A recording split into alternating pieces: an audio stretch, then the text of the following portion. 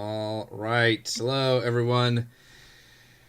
Eric Watson here. Welcome to Chat for the Lost Plane, our weekly live streamed post-session discussion where we talk about what just happened during D&D. This is the Chat for session 19, I think. So if you haven't watched that session yet, please go do that now because there will be spoilers. DM Chris is here. You can say hello. I did say hello. Oh, hello. Oh, sorry. Hello. Raymond is here. Player Kethra. Hello. Hello. I am here.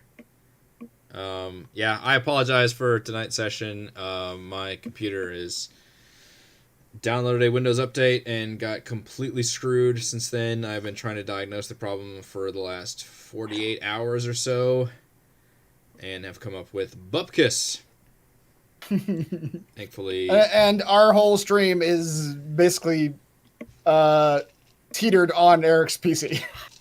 The technical side of it, anyway. Yes. Yep. So that's why you don't see webcams or anything. I threw together at least so you can see you could hear audio and see the Roll20 screen. You got that much, and chat was very awesome about being. They enjoyed it. Yeah, I appreciate that. They seemed to enjoy it. That was good. I've had a rough couple of days to try and figure this out, but apparently Microsoft Update just completely screwed my computer. I don't want to go into that, so let's just talk about the session instead.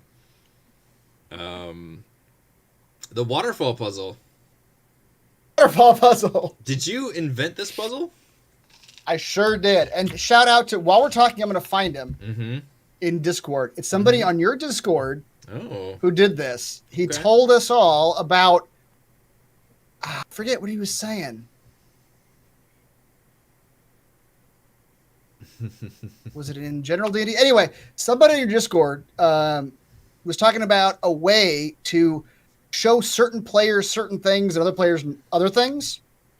Okay. And the two things that you can control what players see is if they control a token, they can see its nameplate and they can see its aura.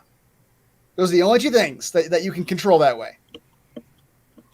So I think he was talking about like a puzzle, and I was like, oh, can I make a puzzle out of that? Like the fact that I can use a token, I can have a token and have only one player see what the words say and what the aura is. How did you do that? I don't think I've ever done that before. You basically give control of the token to a player. And once the player has control of a token, they get to see its nameplate and they get to see its aura. Okay. As an editor. That was cool. You can also change it to the settings so that everybody sees the aura and everybody sees the nameplate. So the way that this whole puzzle is built is there's, 5 orb tokens around the edge. Each of you had control of one of the orbs, so only one of you could see the aura around it. Can you switch to that map, what we're talking about? Yes, I can. So that's why there was like this invisible item you could click on with the words underneath. That's right. I'm glad you chose not to move it, Kethra. But you could have if you wanted to. You absolutely could have moved that invisible token. So what there is in this map is a bunch of invisible tokens. Let me move this out of the way. A bunch of invisible tokens stacked on top of each other, each with a different nameplate. Wow. Which you're only gonna be able to see the one still. Yeah. But each with a different clue on it, and then each orb has an aura, and each person who controls that token can see the aura on that token. Which was another thing that I think worked out well for the puzzle, in that only the person who could see the aura could move that particular globe. What I wanted to do with this puzzle, which worked, I think, exactly as I intended, is to make you guys talk. Yeah. Is to make you, because I wanted you guys to have that moment of like, wait, I'm saying something different than they're saying. That was cool. And the puzzle itself is a fairly simple, just like, the clues are telling you what order the globe should be in. What I realized I wasn't clear on, and this is what I had to give you the clue on, is that this left-hand side one where this one is the start, and this side over here is the end. In terms of the order in which they should go in this puzzle. So that's when you guys got stuck. That's basically the only clue I had to give you. Oh no, I think I gave you one more, but I don't remember what it was. But yeah, so It was about how the colors were represents. relevant. Yep. And it was literally just orders, except for Heather's. The sun sits at high noon. That one was literally just yellow should be at the top. No, that was my clue. Oh, that was your clue. Okay. That one is all that one was saying is yellow should be at the top. So the should be at the 12. So the o'clock clues position. didn't actually relate to the colors we could see. That's right. That was the other part. That was the part that I wanted to make sure was That's true. Was tricky. that the clue you got was not the color you could see. Oh, So that's yellow was obvious. controlled by Heather. And Okay. nobody's clue related to their color. So let's see. Oh my Darkness gosh. Before the Dawn was Reese's clue. And that's black and yellow. So darkness before dawn, black before yellow. I believe Reese's color was blue. So I wanted to make sure that like Reese had to tell you what your clue would do. You know, that kind of thing. How did you set that up? In Roll20? Yep. So, for example, there's 10 tokens. For example, your clue, Reese or Eric. Sorry, I'm looking at the actual token. Your clue, Eric, is an invisible token. Its name is under. If you open up the token itself in Roll20, it's under name. Its name is The Sun Sits at High Noon in all caps. Nameplate is checked. And under player permissions, anyone who can edit the token can see that nameplate. Mm. And you control the token, so you get to have that visibility. And then on the globe side, the globe is a visible token that you all can see. But the red globe has your control over it. It has a 10-foot red aura around it that is set to only editors can see the aura. And so that's you. Okay. You control the token. Wow. That was cool. Yeah. And I enjoyed the way you guys worked it out. Puzzle. I enjoyed that you tried a couple different things that were wrong first. That's Yeah. fun. That's always fun to see. It's interesting that you didn't have any penalties for Yep. not putting things into the right place. I learned my lesson on that from yeah? Storm King's Thunder. You guys, you don't like it. It just gets frustrating too quickly. Like, what was it? Oh, it was the giant temple where you guys had to like the door with the weapons, and you had to like put the weapons in the activated runes, and every time you were gonna get that one wrong, like a different like environmental hazard would happen. It was really bad, and you guys hated it immediately. You're like, well, it's gonna hurt us every time we try. Fuck this. And you didn't want to try anymore. It's like, all right, I'm just gonna leave them the puzzle, let them work it out in their own time. They're only the only thing against them this time. But I also was sort of, I was confident you guys weren't going to just try every combination until you got it. Yeah. That would have taken a while.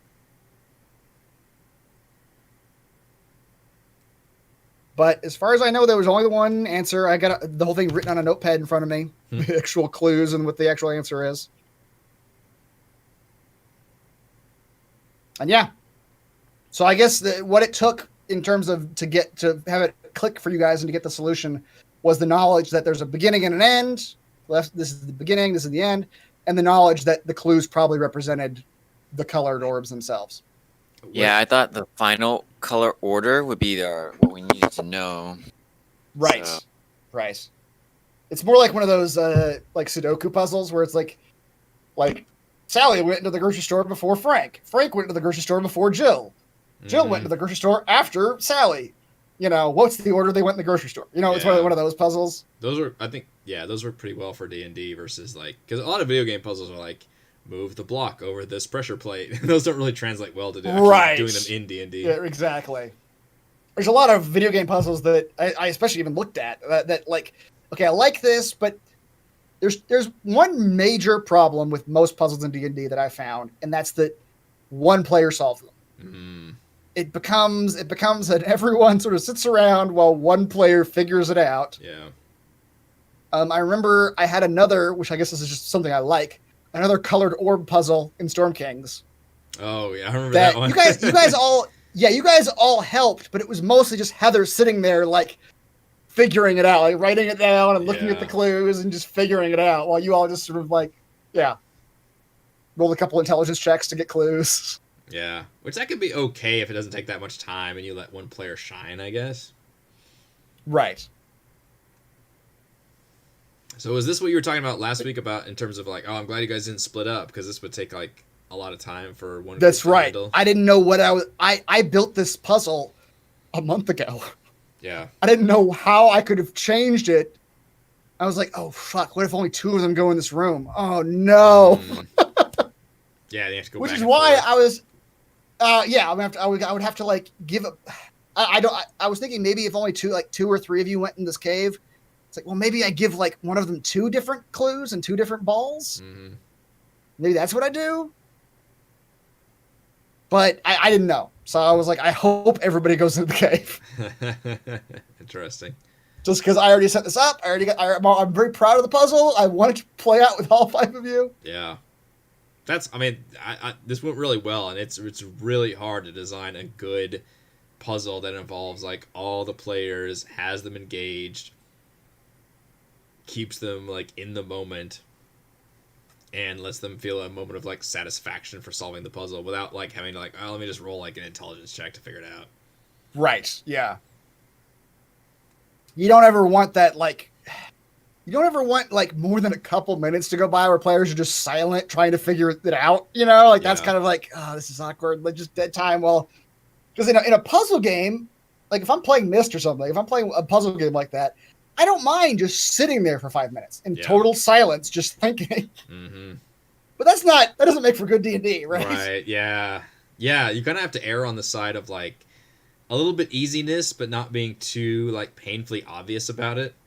Right. It's really, really hard to design like good puzzles for D&D. Yeah, it is. But So I was happy with this one. yeah, I will commend you. This was a good puzzle. This was a fun session, and I can see why you wanted everybody here for this too, because it was like this is Yes. a good way of involving like everybody, because everybody knows like one clue for the puzzle, which is a really Exactly. cool idea to involve everybody Yeah. in a puzzle. Yeah. What I was hoping there was a way, and this is what we're discussing. I never could find the comment. Whoever it is in Discord, I know you watch the stream every once in a while. I remember the name. Show yourselves so you can get credit for for this idea. I really don't remember. I'll keep looking. But I wanted to find a way to have one token that only one player could see. For example, with Kethra's blind vision. Like Kethra could see one of the Orthons, but none of the rest of you could. Hmm. That's physically not possible in Roll20. They have a token visible to only one player. Hmm. But the nameplate and the name are. Okay. Tiny. It was Tiny. Tiny, shut up. Tiny, you're the source of this puzzle.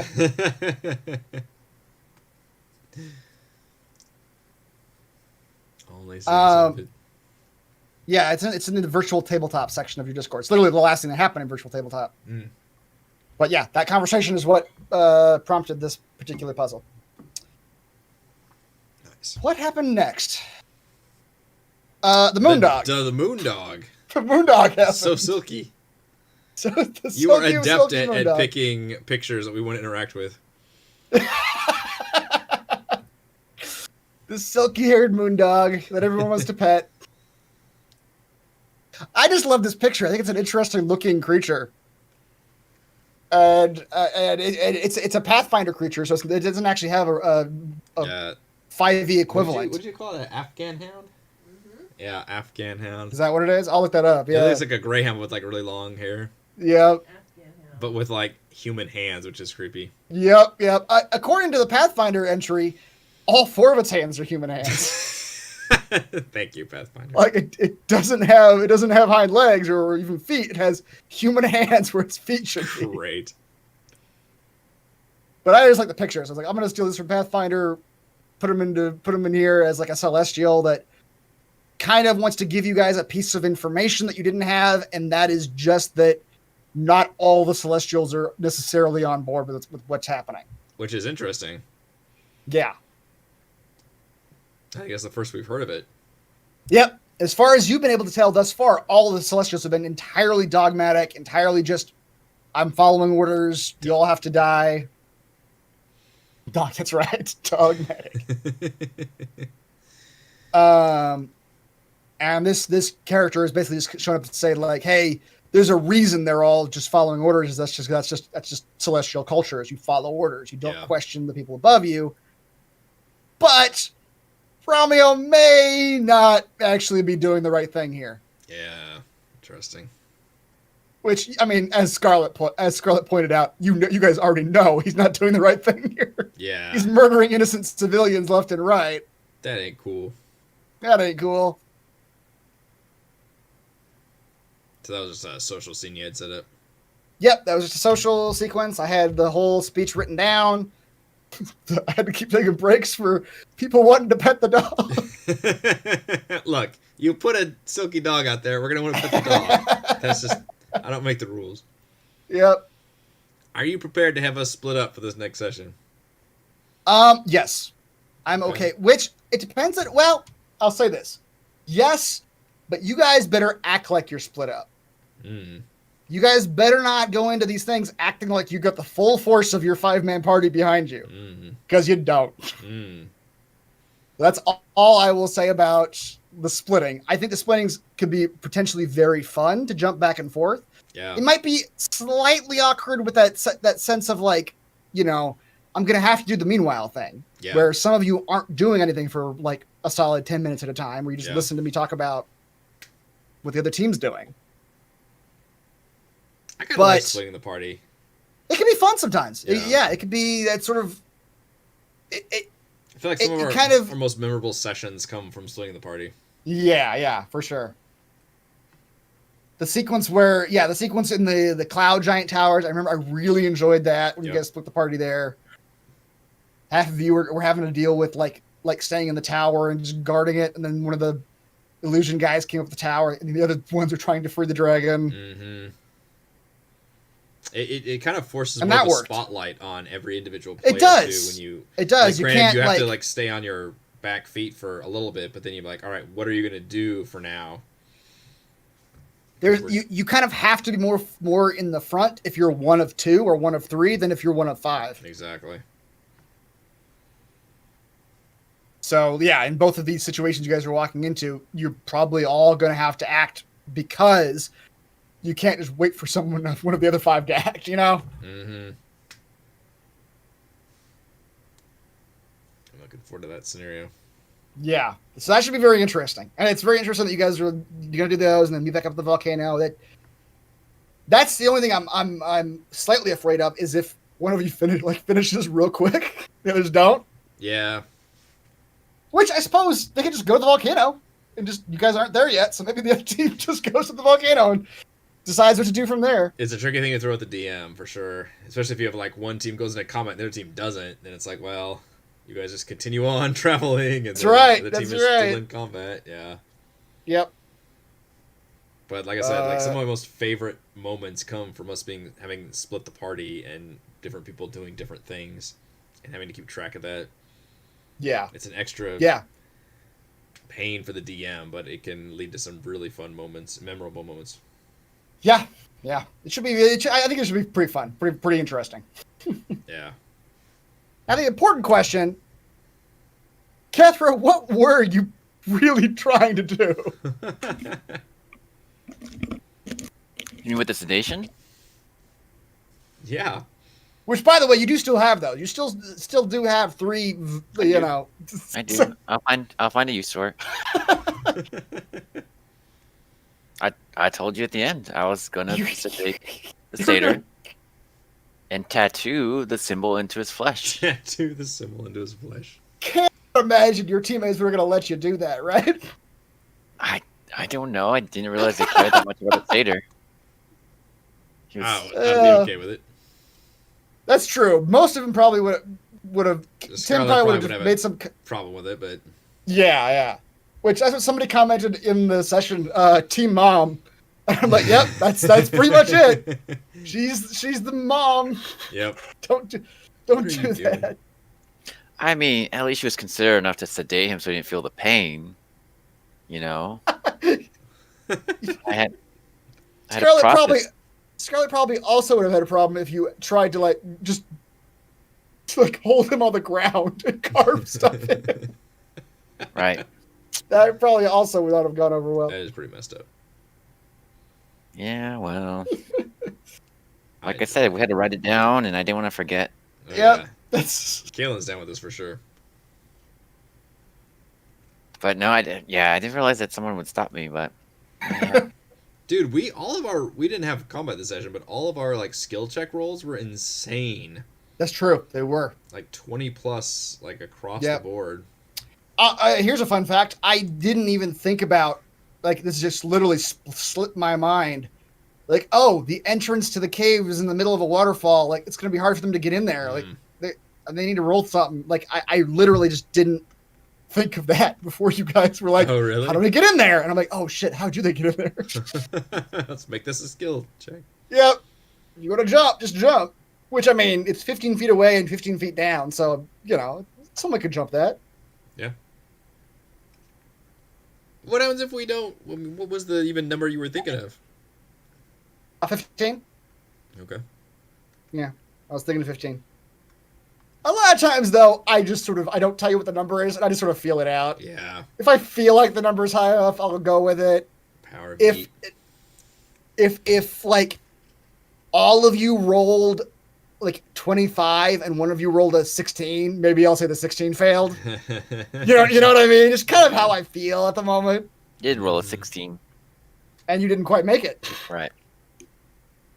Interesting. If somebody had rolled less than like a 10, though, I think I took some damage, right? you Some did. point. That's because you let someone else throw you. You didn't jump yourself. Yeah, that was probably still the best way to go. Probably. Because Not my so much alternative advice. was if you jumped and got like 10 or less, I knew what I was going to do then. It's just you fall to the bottom of the gorge and take 5d6 falling damage. Surprisingly, well, my check is a +0 on strength. My saving throw is a +5. Mm. So I'm weirdly proficient in strength saves. Right. But if it's a check, I have a +0. So it's better to let somebody else just eat my ass. Yep. Yeah, that was probably the best. Yeah, probably the best way for you to go about it. And then the way you guys got out of the cave was pretty funny. The boat. At this point, at the boat, let's just push the boat out the cave entrance. Stupid boat. Sure. It works.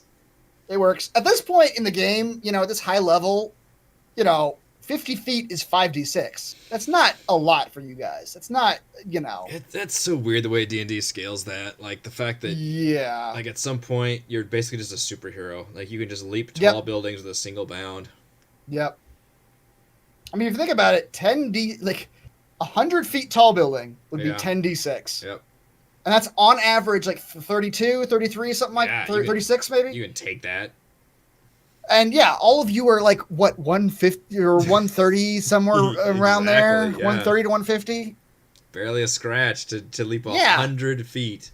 Yeah. You're literally like superhero, like demigods by the time you're like level Yep. 10. It's crazy. Yeah. Just from hit points alone. Which, I wonder how that what's the better alternative there? Is to have it maybe to have it scale like percentage damage falling, like falling, does like Hit point 10 scaling feet in does- general is insane yeah, it for is players. because all the damage is static. So like holding a torch to your hand Yeah. And might the fact do that you- 1d6 damage, which matters at level 1, which doesn't matter at all at level Yep. 12. And the fact that you can rest and just like heal up all that damage. Yeah. Yep. Somebody said, Ethan said that Tim was just trying to kill the party. That's one way of looking at it. He did put them all in a boat and just push them out of a Push cliff. them out of the cliff. Yep. Although now we got a split party. We put both of our cleric and paladin went to a village. Which, okay, here's what I'll say about that. Uh-huh. I'm very interested to see how that one plays out because that's the one where in my head, like you guys know what you need to do there. You find the elder and look at him and get the symbols off of him. Yeah. in my head, that means it calls for stealth, like avoiding the enemies in this village, and finding the elder, and you guys set your like, you know, steel covered clanking cleric and paladin. Yep. Which, granted, they are the most able to handle a village full of undead. That's true. But they are also the least able to avoid anyone. Yeah. Use that turn undead, something ferocious. Yep. So we will see how that goes. Oh man, that's gonna be challenging if they become a combat encounter and the other team does not. Exactly. Yes, it will. Yeah. I mean, to some degree, it's a little bit of like, I'd probably just look at the time, just keep the time going, and like, okay, if I spend 10 minutes in combat with them, then I cut back to you guys, and I spend 10 minutes just you guys doing whatever you're doing. Mm-hmm. Cut back, they're still in combat. You know, I know it doesn't make sense chronologically, but it's more about like physical time spent with players, I think, more than it is like actual time in game. I mean, you've seen this from movies too. When you're in the middle of like one, like two forces fight each other, then it cuts away to some other thing happening. Like we're assumed that the other thing is still fighting. That's true. And in this case, it's like in the movies where like two people are having a sword fight. Yeah. And it cuts away to people having a 5-minute long conversation. Yep. And then it cuts back and they're still in the middle of the sword fight. Yep. Like, wait, hold on. Yeah. Have they been sword fighting for 5 minutes? People understand that basic, I feel like. Yeah. It works pretty well. So yeah, that's probably what'll end up happening. If combat breaks out, that's probably what'll end up happening. Yeah. Yeah. And that was basically it. We got a couple of bases, the puzzle, the moondog, the canoe push, the the attempted drugging of a satyr. Exactly. Yeah, we did a short session, but I feel like we still got a pretty good amount done. Yeah. Got that really fun. And I decided to call it. We still had about like half an hour, 20 minutes left, but like those are involved encounters, and I kind of didn't feel like ending those in midway. And also, you know, we're kind of under the weather technology wise here tonight, so I was like, all right, let's just make this a short session. I think that was a good. Pick it up again next week. Yep. PC has failed me, but thankfully we had some backup plans to stream backup in PCs. The end. Yeah, backup PCs. Indeed. All right, I think that will do it for this week's chat for The Lost Plane. Thank you to DM Chris, player Raymond. Thank you to all the fans for watching, and we'll see you all. And thank you all for being very active tonight. Yeah, I appreciate that. That's always fun. For sure, yeah. I did not get any PC because I didn't have all that stuff set up on this PC, but yeah, thank you all for joining us.